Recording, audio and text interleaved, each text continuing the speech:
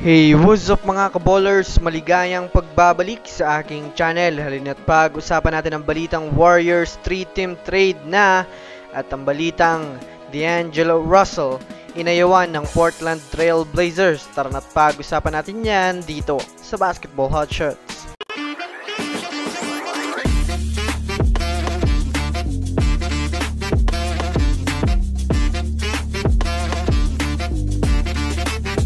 Una nga muna tayong dumako mga kaballers sa balitang inayawan nga po mga kaballers si D'Angelo Russell ng Portland Trail Blazers. Well, alam naman nga po natin mga kaballers ng nakaraang araw na ibinalitang gusto na nga ng Lakers mga kaballers i-trade na si D'Angelo Russell.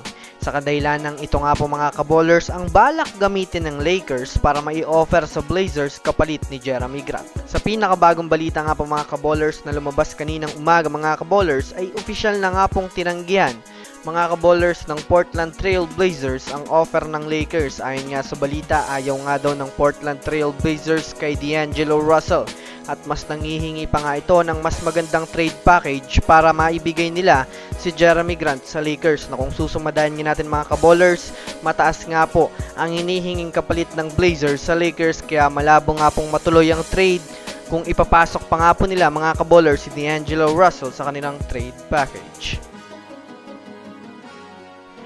Samantala, dumako naman tayo mga kaballers sa balita patungkol sa kupunan ng Golden State Warriors.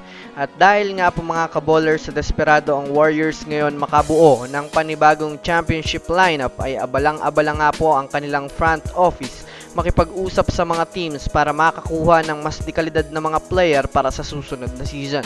Sa katunayan nga po mga kaballers ay may panibagong inilabas na trade proposal na naman nga po ang ilang mga eksperto. Ayon nga dito mga kaballers, mapupunta nga po sa Portland Trail Blazers sina Andrew Wiggins, Gary Payton II kasama ang 2026 first round pick ng Warriors habang makukuha naman nga po ng New Orleans Pelicans itong si DeAndre Ayton at ang matatanggap naman nga po mga kaballers ng Golden State Warriors ay itong si Brandon Ingram.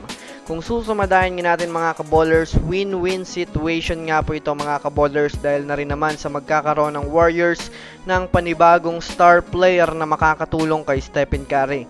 Habang sa parte naman nga po ng Portland Trail Blazers mga kaballers ay magkakaroon sila ng mga bagong defensive players habang magkakaroon naman nga po ang Pelicans ng isang magaling na sentro na magpapalakas sa kanilang front court. So yun lamang mga kaballers. Yan lang naman ang pag-uusapan natin ngayon. Pindutin na ang subscribe and hit nyo na rin ang notification bell para sa mga susunod na updates sa mundo ng basketball. Again, this is Basketball Hotshots. Thanks for watching.